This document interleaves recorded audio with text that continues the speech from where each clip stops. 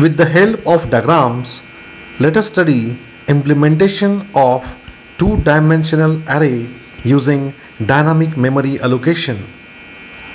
Here I have written part of the C program. Here Sam is a pointer to pointer. Okay, now see the next step. The memory management function calloc will allocate memory space from heap area for two pointers. These are integer type of pointers.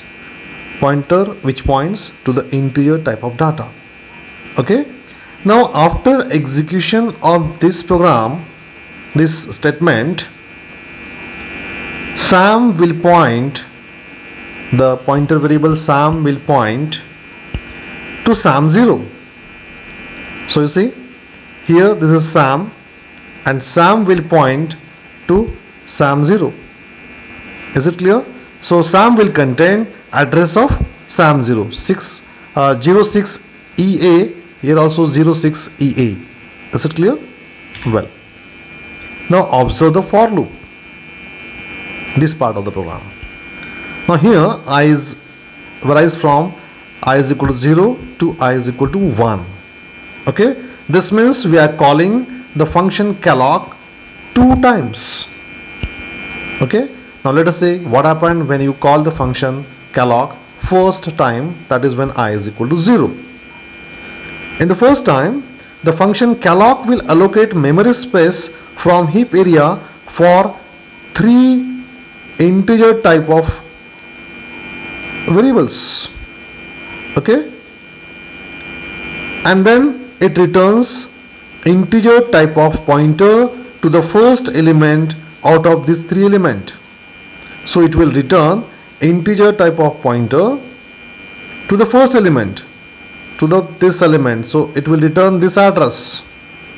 Okay, now next step is this return value we have assigned to Sam0, because I is equal to 0, that's why we have assigned this return value of function calloc, that is nothing but address to the Sam0, which is again pointer to integer type. Hence Sam0, which is again pointer to integer type, will point to the first element out of these three elements. Okay, so now Sam0 will point to the first element out of these three elements, that is Sam0 will point to Sam00.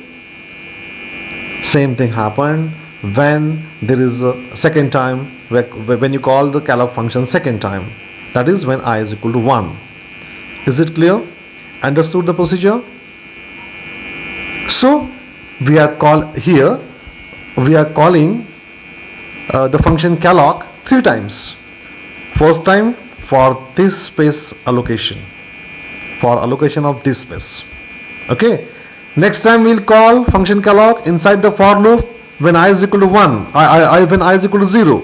So we'll allocate this memory area, and in the for loop when I is equal to 1, again we'll call the function calloc and we'll allocate this memory area. Is it clear? So remember that this memory area and this one is separate. It is not continuous. I will highlight this point in the next program. Okay, is it clear? So the C language implements two-dimensional array as a one-dimensional array in the memory, but when you use two-dimensional array by using dynamic memory allocation scheme, actually we are implementing two-dimensional array. It is not implemented as one-dimensional array, and that is why you see that Sam is a pointer to pointer. So Sam will point to this pointer and this pointer will point to the integer type of data, and hence Sam is a pointer to pointer. Is it clear? Thank you.